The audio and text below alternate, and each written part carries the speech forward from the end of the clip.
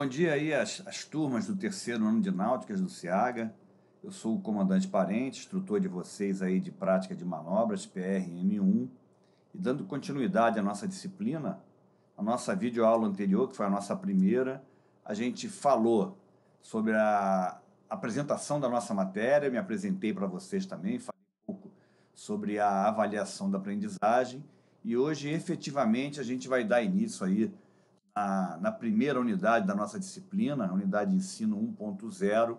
Vamos falar sobre curva de giro, dados estáticos do navio, que a gente utiliza esses dados estáticos do navio, principalmente quando a gente está navegando em águas restritas, quando a gente vai fazer uma guinada com alteração de rumo, uma mudança de velocidade, e esses dados estáticos aí são importantes para a gente fazer esses planejamentos de alteração de rumo e de velocidade.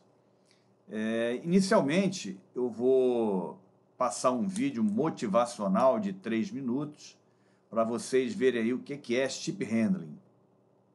Vamos ao vídeo.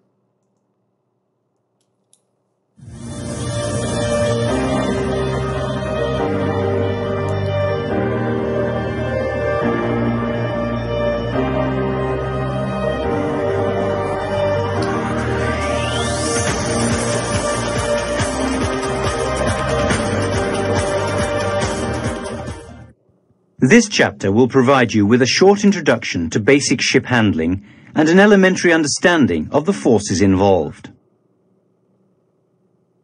Merchant ship design is highly influenced by commercial and economic considerations of the various shipping trades. The handling characteristics are therefore not a primary concern for the ship designer. Although the IMO, after many years of hard work, issued minimum requirements for ship maneuvering characteristics, very few countries have committed to these minimum requirements as of this date. It seems that mariners will for many more years have only one safe principle to rely on, the Archimedes principle. A body immersed in a fluid is buoyed up by a force equal to the weight of the displaced fluid. A ship will float on the water surface without ever considering steering control. If an aircraft were constructed with the same principles as a ship, it would probably never be able to take off from the runway. Aircraft respond to precise inputs. Ships may or may not respond to precise inputs. Ship handling can be defined as the task of using forces under control to manage forces not under control, to make the ship do what you want, when you want. This may sound easy, but it can be very difficult in real life. There is no doubt that ship handling requires a lot of practice. However, good theoretical knowledge about the ship and its surroundings is highly recommended for anyone intending to master the art. A natural ship handler is a person blessed with the ability to make his ship do exactly what he wants, when he wants. Most of us must learn the art of ship handling by studying the theory of ship handling and backing that up with practice on board, under safe supervision. As more ship handling simulators become available, you may get an opportunity to practice on a good ship handling simulator supervised by a qualified instructor. Simulator exercises supervised by professional instructors are the most efficient and safest way of ship handling training available today.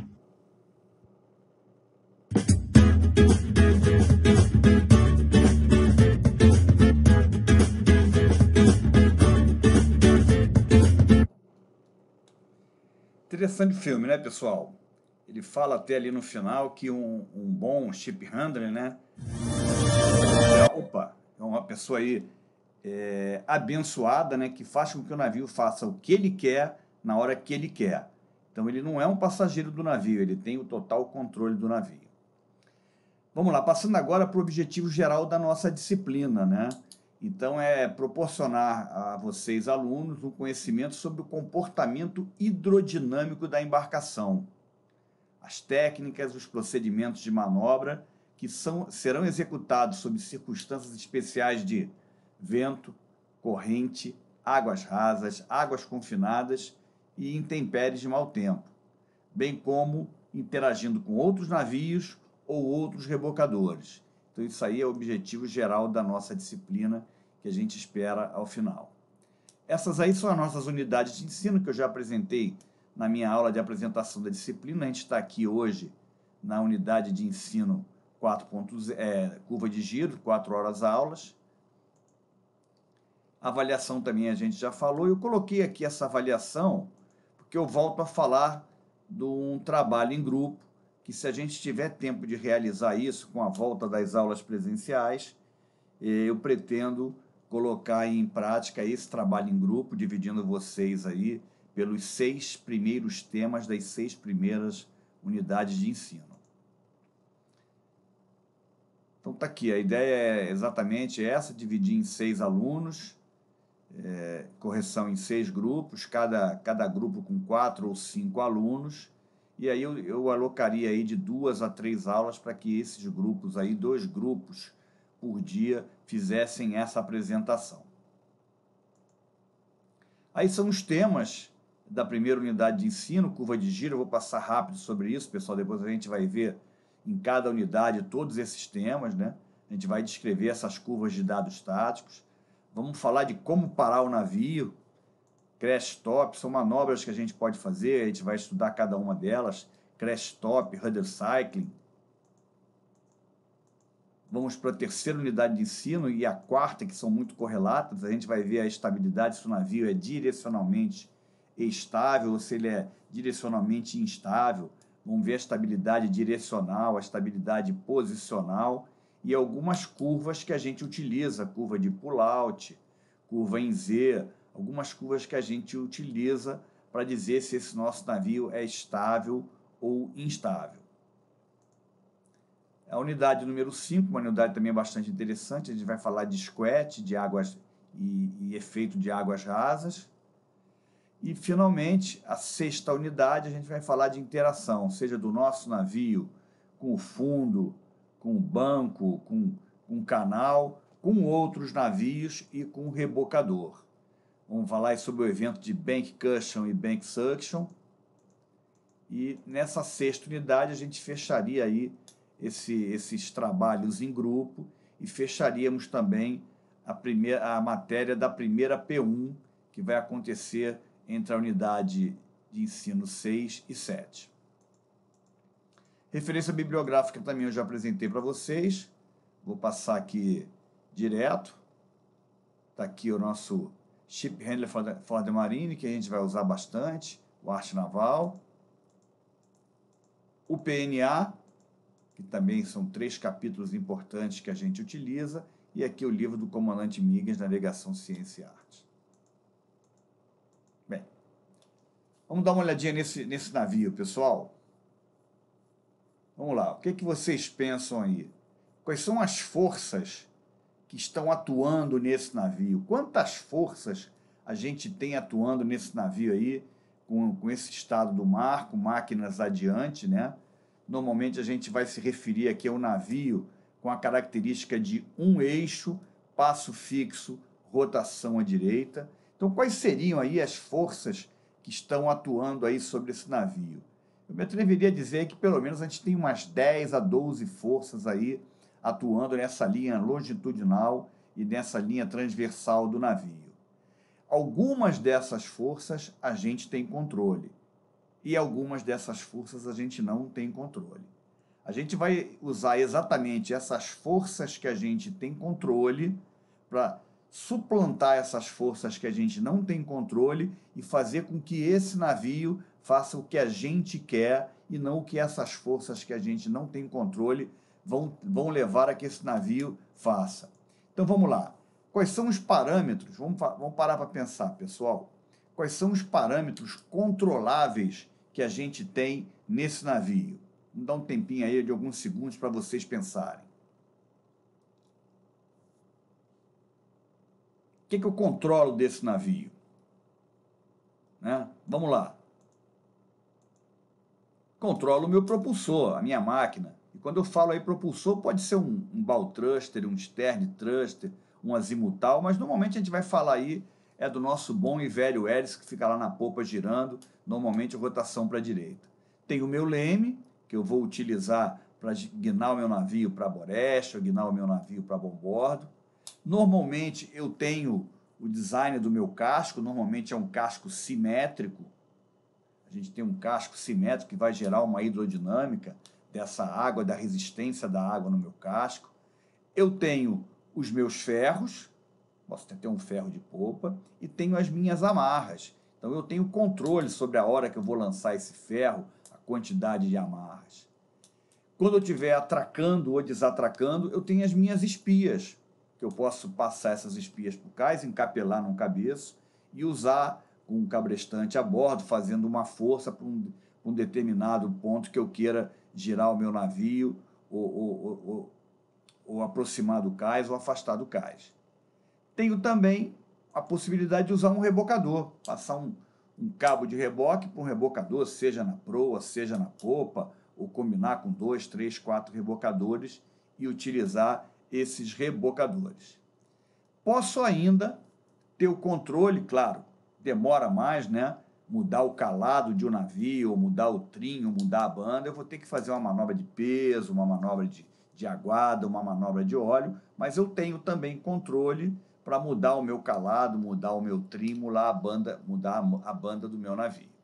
Então esses aqui, ó, 1, 2, 3, são 7, pelo menos esses 7 parâmetros aí são controláveis.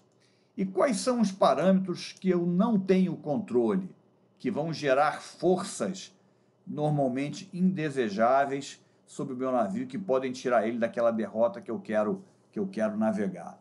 Vamos dar um tempinho para vocês pensarem aí sobre essas forças não controláveis. Bem intuitivo, né, pessoal? A gente pensa logo nos fatores meteorológicos. Um deles é o vento. O vento é extremamente, dependendo até do design do meu navio, né, da área vélica que o meu navio tiver, ele vai ter uma influência bastante grande sobre o meu navio, tirando ele daquela derrota que eu quero seguir. Vou ter também efeito de corrente, ondas batendo aí no costado do meu navio, podem ser ondas de 5, 6, 7 metros, né, que vão tirar o meu navio daquele segmento que eu quero que ele siga. Fundo, profundidade, a gente vai ver que quanto mais raso, quanto menos quantidade de água eu tiver abaixo da minha quilha, que a gente vai chamar de UKC, Under Keel Clearance, ou folga abaixo da quilha, a gente vai ver que isso vai ter uma influência no meu navio, vai gerar um efeito squat e interação com outros corpos. Pode ser um outro rebocador, próximo ao navio, ou pode ser uma interação com outro navio que esteja passando próximo da gente, seja fazendo uma ultrapassagem, ou seja fazendo um roda-roda com o meu navio. Então, né, essa transparência é bem interessante, a gente vê exatamente aí as forças não controláveis que exercem forças indesejáveis e as forças controláveis que eu vou utilizar nesse meu ship handling para fazer com que essas forças não controláveis tirem meu navio daquela derrota que eu quero que ele siga. Bem, a gente apresenta aqui nessa transparência uma definição de ship handling, né? É a manobrabilidade de um navio, que pode ser definida como uma ciência que estuda o comportamento do navio sobre o efeito dessas forças que eu tenho controle, leme, propulsão, casco, e das que eu não tenho controle, que no caso aí é o meio ambiente, é o vento, é a corrente, é a folga abaixo da quilha e etc. Ele diz aí que abrange valores qualitativos e quantitativos das interações do sistema propulsor com essas forças ambientais.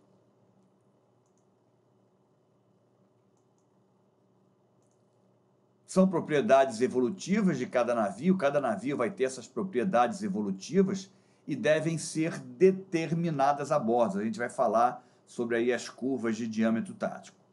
E o que é que vai interessar o comandante, ao piloto, né, até o prático, né, que é o grande conhecedor da região, das condições meteorológicas? Normalmente ele não conhece o navio, mas o comandante, o piloto, conhecem bem o seu navio, né? Então é interessante que ele conheça essas propriedades evolutivas do seu navio e saiba como ele vai se comportar em determinadas situações.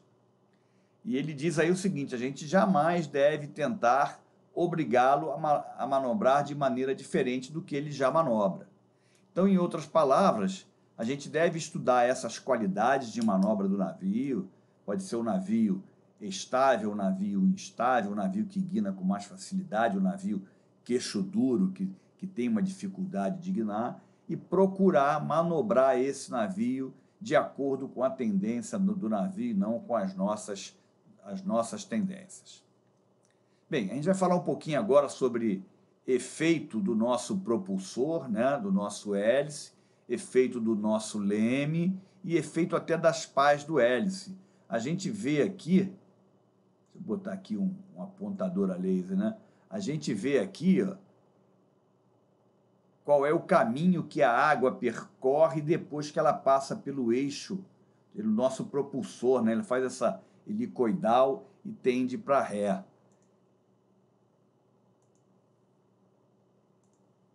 Vamos lá. Vamos falar então agora um pouquinho sobre o efeito da pá e efeito do nosso propulsor. O nosso eixo aqui é o navio de um eixo, passo fixo, rotação à direita, e quando esse navio gira com rotação à direita, ele vai gerar um thruster para avante, mas vai gerar também uma força lateral. No caso dessa configuração de um passo fixo, rotação para a direita, ele vai me gerar aqui, ó, uma força lateral, um side force, levando a minha proa para boreste, puxando a minha proa para boreste, né? E o que é que isso vai gerar? Isso vai gerar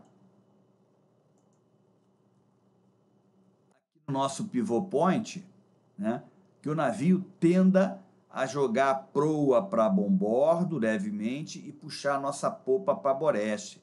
Então, sempre que o nosso navio dessa configuração, vou repetir, um eixo, passo fixo, rotação à direita, que gera um thruster para avante, o nosso navio vai ter uma leve tendência de jogar a proa para bombordo e a popa para boreste. Uma leve tendência, é claro que a gente vai ver que quanto maior o navio, quanto menor o navio, essa tendência vai mudar e vai aparecer futuramente aí nas curvas de diâmetro tático. Ainda falando sobre o efeito da pá e do propulsor, a gente tentou simular aí o navio e está ali o nosso hélice, um hélice passo fixo, rotação para a direita, né? E quando a gente vai com máquina adiante, esse hélice vai girar para a direita, como a gente já disse, e eu vou colocar aqui, ó, essa força quando ele passa por cima, e propositalmente eu coloquei até essa força quando passa por baixo mais grossa, mostrando que quando ele passa ali, ele tem uma influência maior no nosso navio. Essa água que ele joga, ele vai jogar na porta do leme, ali a bombordo, vai jogar nas nossas obras vivas a bombordo, e é essa força que ele joga ali que vai fazer com que apareça esse thruster para avante e esse swing que aparece ali em vermelho, jogando a minha popa para boreste e a minha popa para bombordo, que a gente acabou de ver na transparência anterior, quando a gente falou do side force. Quando eu inverto a minha máquina, né, eu estou com rotação à direita, quando eu inverto a minha máquina, eu vou parar o meu motor e vou partir o meu motor fazendo com que ele gire agora para a esquerda. E aí aparece ali em vermelho, e da mesma forma que aconteceu quando eu estava com máquinas adiante, essa força, quando a minha pá passa por baixo ali, mais profundo, ele tende a jogar essa água nas minhas obras vivas de boreste, na minha porta do leme a boreste, e nesse caso vai gerar um thruster para ré. E esse swing vai ser o contrário de quando eu estou com máquinas adiante. Ele vai ter uma tendência de jogar a minha popa para bombordo e a minha proa para boreste. Então, pessoal, voltando aqui só um minutinho. Então, esse é um conceito importante que eu quero que vocês tenham, que vocês coloquem na veia, que sempre que eu estou com o meu navio com essa configuração de um eixo, passo fixo, rotação à direita, e eu inverto a minha máquina de máquina adiante para máquinas atrás, a gente pode esperar, quero que vocês já tenham esse conceito incorporado dentro de vocês, aí internado dentro de vocês, que a proa do meu navio vai tender a ir para Boreste. Meu navio pode ter ainda um segmento para avante, mas a minha proa vai tender a ir para Boreste.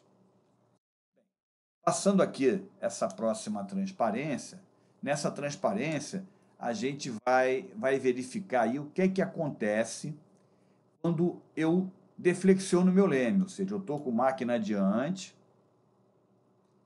leme a meio, o meu casco é um casco simétrico, então essas forças estão equilibradas, essa água está passando pelo meu propulsor, está passando ali pelo meu leme, e a gente vai ver o que é que acontece quando eu deflexiono esse leme para Boreste. Então vamos lá, olha o que é que acontece aqui. Aquele ponto em amarelo ali, pessoal, é o meu pivot point, que ele normalmente fica aqui a 1/3, 1/4, 1/5 do meu LPP. A gente vai ver que dependendo aí da fonte da minha referência bibliográfica, a gente vai ver que tem alguma discordância aí. Tem lugar que fala 1/3, tem lugar que fala 2/5, mas normalmente a gente pensa aí que ele fica aqui a 1/3 do navio. E esse pivot point ele não é fixo. A gente vai ver que dependendo de como essas forças atuam no navio, que esse pivot point ele se move, vai para avante ou vai para ré, de acordo com ele está recebendo essas forças. Então vamos agora aqui dar uma deflexionada no nosso leme para Boreste e ver o que é que vai acontecer. Aqui o nosso pivot point que já foi apresentado. Quando eu deflexiono meu leme para Boreste, vou voltar aqui com o meu apontador, aqui ó, do lado direito do meu leme, eu passo a ter um aumento de pressão. Gera ali um aumento de pressão e uma baixa pressão aqui do lado de bombordo do meu leme. Esse aumento de pressão, pessoal, ele vai me gerar duas componentes. A primeira componente é essa componente que está em vermelho, que é uma componente de resistência ao atrito, que é uma componente paralela à porta do meu leme, que a gente vai desprezar essa resistência ao atrito. E gera uma segunda componente, essa sim que vai ser importante, que é perpendicular à porta do meu leme, que é essa em azul. A gente vai chamar de uma pressão normal. Essa pressão normal, pessoal, eu posso decompor ela em duas componentes. Uma longitudinal, que vai fazer com que cause uma resistência ao avanço do meu navio, vai diminuir um pouco a minha velocidade, e uma resistência transversal, que vai fazer com que o meu navio, tá ali, ó, a transversal e a longitudinal, essa longitudinal aqui, ó, vai diminuir a velocidade do meu navio, e essa força transversal vai fazer com que a popa do meu navio vá para o lado contrário de onde eu carreguei o leme. No exemplo, eu carreguei o leme para Boreste e a força vai tender a jogar o meu navio, a popa do meu navio, para bombordo. Essa força transversal a gente vai chamar de sway, vai fazer com que o meu navio sofra um sway para bombordo, e o meu pivot point, pessoal, vai tender a ir para avante.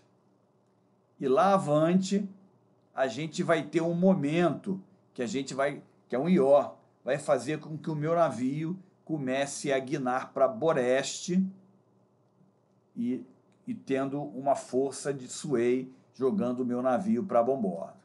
Então tá aí, ó. Quando carrega o leme, o que é que vai acontecer? O leme para Boreste, né? Vai gerar essa força jogando o meu navio para bombordo e esse momento fazendo o meu navio guinar para Boreste, que foi o bordo que eu carreguei o meu leme. Se vocês quiserem, clicando aqui nessa casinha, tem mais ou menos tudo isso que eu falei para vocês e depois podem retornar. Mas vamos adiante, pessoal. O que acontece quando o meu leme é deflexionado para Boreste? Né? Vamos lá. É mais ou menos a mesma coisa, pessoal, só que é o contrário, né? Desculpa, quando estou com máquinas atrás, vamos lá. Joguei máquinas atrás, só que dessa vez eu vou ter, ó, nesse lado aqui da porta do meu leme, um aumento de pressão. E do outro lado ali eu vou ter uma baixa pressão.